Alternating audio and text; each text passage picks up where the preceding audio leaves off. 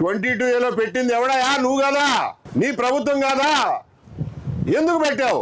1960 నుంచి సాగు చేసుకున్నటువంటి భూములు 2023కి వచ్చేసరికి ప్రభుత్వ భూమి ఎట్టయిపోద్ది? కేవలం ఆవులపల్లి రిజర్వాయర్ భూసేకరణకి అడ్డుకున్నారన్న మిషతో, కక్షతో నీ చేతిలో అధికారం ఉంది కదా అని చెప్పి 911 ఎకరాలని నువ్వు తీసుకెళ్లి లంకలో దాచిపెట్టావు. ఆ దాచిపెట్టిన దాన్ని ఇవాళ ఆయన చెప్పినట్టు ప్రభుత్వం ఒక్క కలం పోటుతో, ఒక్క కాగితంతో 911 ఎకరాలు ఇడిపించారు కదా. మరి రాష్ట్రంలో ఉన్న మిగిలిన భూములన్నీ ఎందుకు ఇడిపించరు? ఇది మీ జిల్లా కాబట్టి ఇడిపిస్తారా? మీ దగ్గర కాన్స్టిట్యున్సీ కాబట్టి ఇడిపిస్తారా? మీ పార్టీ వాళ్ళు కాబట్టి ఇడిపించారా? మాకు తెలియదు అసలు ఏ పార్టీ వాళ్ళు. మిగిలిన రాష్ట్రం అంతా ఏం పాపం చేసుకుంది? మిగిలిన ప్రాంతాల వాళ్ళు, మిగిలిన జిల్లాల వాళ్ళు, ఈ జిల్లాలోనే మిగిలిన రైతులు ఏం పాపం చేసుకున్నారో చెప్పండి. ఇదే జగన్మోహన్ రెడ్డి గారి గవర్నమెంట్లో అశోక్ గజపతిరాజు గారి భూమిని, ప్రైవేట్ భూమిని 22A పెట్టి ప్రభుత్వ భూమి అని చెప్పి అందులో నుంచి ఎకరమో 2 ఎకరాలు కొట్టేసి వాళ్ళ పార్టీ ఆఫీసు కట్టించుకున్న నిస్సిగ్గు ప్రభుత్వం జగన్మోహన్ రెడ్డి గారి ప్రభుత్వం. ఆయన ఏం మాట్లాడతాడు ఇవాళ? సరే, ఆయన చేశాడు, ఆయన పాపాలు చేశాడు, తప్పులు చేశాడు, అందుకనే ఇంట్లో కూర్చోబెట్టాం. 2 సంవత్సరాలు అయింది ఈ రోజుకి. అశోక్ గజపతిరాజు గారు లాంటి పెద్ద మనిషి భూమిని నువ్వు ఇడిపించలేకపోయావు. ఎందుకే ప్రభుత్వం? ఏం చేయడానికి వచ్చారు మీరు ప్రభుత్వంలోకి? ఏం చేసుకుంటారు? 164 మంది అశోక్ గజపతిరాజు గారి భూమిని ఇడిపించలేని మీరు 14 లక్షల మంది రైతుల భూముల్ని 20 లక్షలు 22 లక్షల ఎకరాలను విడిపిస్తారని చెప్పి మీరు ఎట్లా అనుకోవాలి? కాబట్టి ఎవళ్ళ కాళ్ళు ఇంట్లో గుడ్లమ్మట నీళ్లు కక్కుకుంటూ విచారంగా ఉండటం కాదు, ఒక్కొక్కళ్ళు కలిస్తే అందరం కలిసి ఒక శక్తి అవుతాం. ఈ రావణ సంహారం కోసం మనందరం వానరులం కూడా కాదు, మనందరం మనుషులుగా జమకూడి సంఘటితమై ఈ 22A నుంచి మన భూమాతను విడిపించుకునే ప్రయత్నం ఖచ్చితంగా చేద్దాం. దానికి తిరుపతిలో శ్రీకారం చుట్టాం. ఇది జిల్లాకి, ప్రతి పట్టణానికి, రాష్ట్ర వ్యాప్తంగా దీన్ని విస్తరించి ఈ బాధితులందరినీ సంఘటితపరిచేటువంటి ప్రయత్నంలో ఉన్నాం. కాబట్టి ఎవ్వరూ నిరాశ చెందొద్దు. మనకి ఈ రావణుల్ని సంహరించడానికి మనకి ఏ విభీషణుడు అక్కర్లా.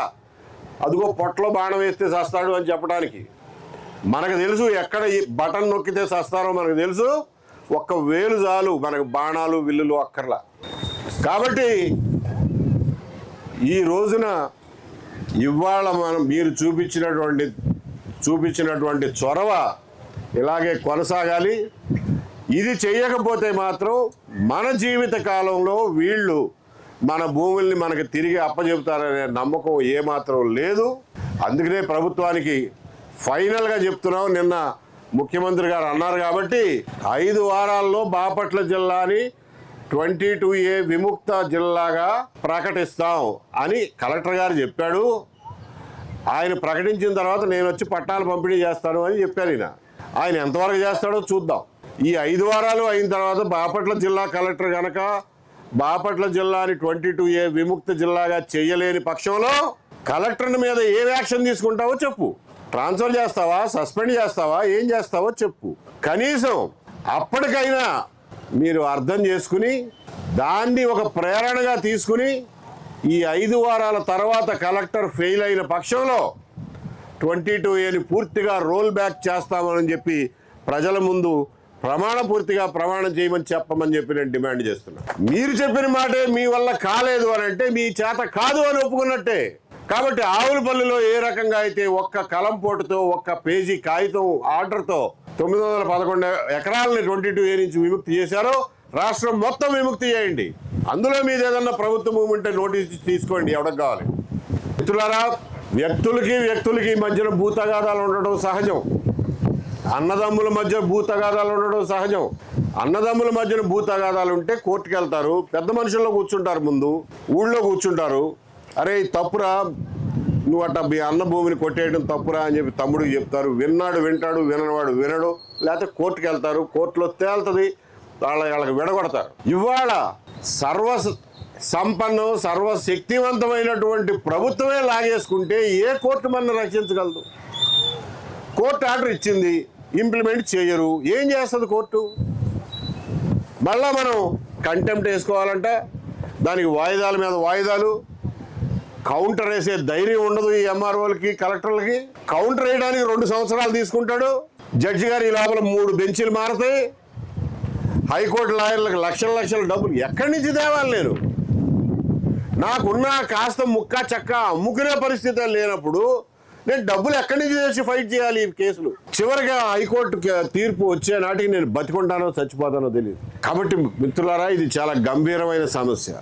రామ్దేవ్ బాబాకి 70 ఎకరాలు విజయనగరం జిల్లాలో 5 నిమిషాల్లో రాసిస్తారు. జిందాల్ కంపెనీకి 12,000 ఎకరాలు కడపలో జగన్మోహన్ రెడ్డి గారు రాసిస్తాడు. ఈయన దాని మీద సాక్షి సంతకం పెడతాడు. ఆయన ప్రైవేట్గా ఎక్కడి నుంచో ఆయన కంపెనీ నుంచే బిల్లెట్స్ అంటారు, మొద్దులు, ఇనప మొద్దులు తెచ్చి వాటిని ఇక్కడ ప్రాసెస్ చేసి ఆటోమొబైల్ స్టీల్గా తయారు చేసుకుని లాభాలకు అమ్ముకుంటేనంట ఓ దేశానికి చాలా లాభం జరిగిపోయిందంట. పారిశ్రామీకరణ మంచిదే, ఆ పని ఆయన కావలసిన స్థలం కొనుక్కుని కూడా చేసుకోగలడు. మీ దయాధర్మాల మీద ఏం ఆధారపడి లేడు. అయినా సరే మనకు వాళ్లే ముద్దు పిలిచి మరి ఎంత కావాలో తీసుకోని, ఆయన ఎన్ని ఎకరాలు కావాలో తీసుకో, ఇంకా ఖాళీగా ఉందో ఇది కూడా తీసుకో, మనం అక్కడ సోలార్ ప్లాంట్ పెట్టుకో, నువ్వు కరెంట్ ఖర్చు కూడా నీకు లేకుండా అని చెప్పి అది కూడా ఇచ్చేస్తాం. వీటన్నిటికీ ప్రభుత్వం దగ్గర టైం ఉంటుంది. రైతు వేసిన నానా కష్టాలు పడి హైకోర్టులో కేసేస్తే మీరు కౌంటర్ వేయడానికి మీకు టైం ఉండదు. ఇది ఈ రోజున మన పరిస్థితి. కాబట్టి దీన్ని ప్రజలుగా మనం ఎదుర్కోవాల్సినటువంటి అవసరం ఉంది. మన పార్టీలు, మన కులాలు, మన ప్రాంతాలు పక్కన పెట్టండి. మన ప్రాణం లాంటి ఆస్తే పోయినాడు ఏం చేసుకుని చేస్తాం ఈ కులాలు పార్టీలు?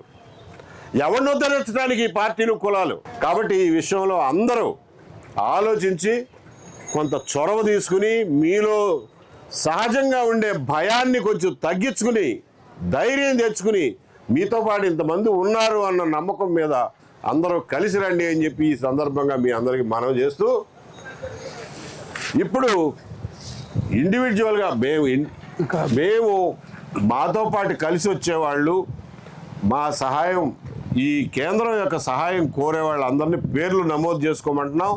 సో దట్ రేపు పొద్దున్న ఏదన్నా కార్యక్రమం ఉన్నా, ఏదన్నా కలెక్టర్కి ఏదైనా విజ్ఞాపన ఇవ్వడానికైనా, కోర్టులో కేసు వేయడానికైనా మీ అందరినీ పిలవడానికి అవకాశం ఉంటుంది.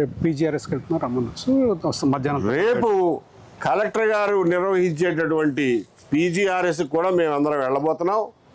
అక్కడ మీలో ఎవరైనా పీజీఆర్ఎస్కి ఇప్పటికే అర్జీలు ఇచ్చి ఉన్నవాళ్ళు కనుక ఉంటే వాళ్ళందరూ అక్కడికి రండి.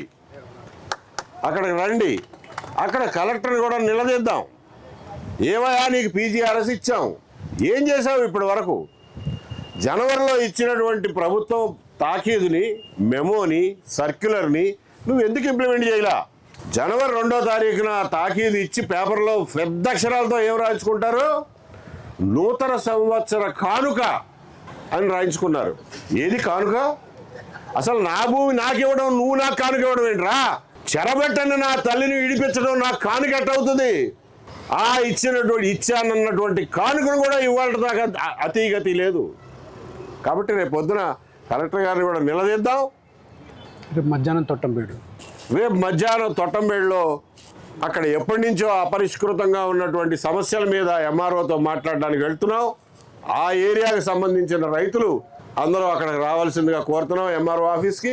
ఈ రకంగా ప్రజా ఉద్యమాన్ని, ప్రజా పోరాటాన్ని, ప్రజల ప్రతిఘటనని ఈ రావణాసురులకు రుచి చూపిస్తే తప్ప మన భూములు విడుదల కావు. దీనికి మన అందరూ ఈ రోజు నుంచే శ్రీకారం చూడదామని చెప్పి మీ అందరికీ తెలియజేస్తూ ధన్యవాదాలు తెలియజేస్తున్నాను. రేపు ఉదయం 12 గంటలకి కలెక్టర్ గారి ఆఫీసులో పీజీఆర్ఎస్ దగ్గర కలుద్దాం.